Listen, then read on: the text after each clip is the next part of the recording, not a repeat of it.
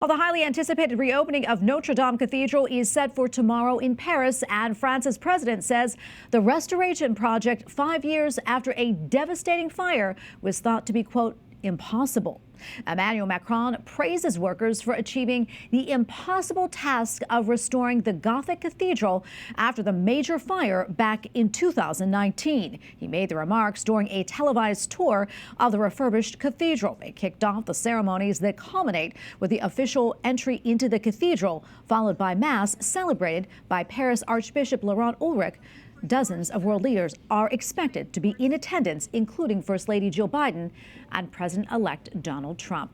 The president added, quote, "The blaze at Notre Dame was a national wound, and you have been its remedy through will, through work, through commitment."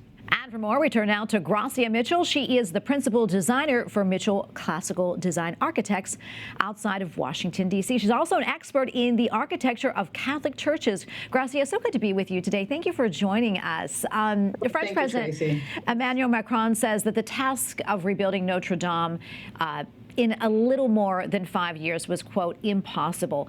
Can you put this into perspective for us? I mean, just what this undertaking took. Oh, I imagine it must have been a huge undertaking. As you said, it's about 5 years or a little bit more than 5 years. But just to think about, a place like Notre Dame, built so long ago, and it took about 200 years to complete the building. 5 years seems like a very short period of time. And it really is amazing that they were able to do it in this period. Yeah, and this is your field. I mean, you're an expert in it. What do you think the cathedral looks like now? I think they did a great job. Part of I think we all watched in horror as the building got engulfed in flames a few years ago. And I think the greatest question was, what is this going to look like, right? How long is it going to take and things like that. But the look of the church, I think it's great that they kept it original, faithful to the original design. A lot of renovations really deviate from what the church or the building was intended to be.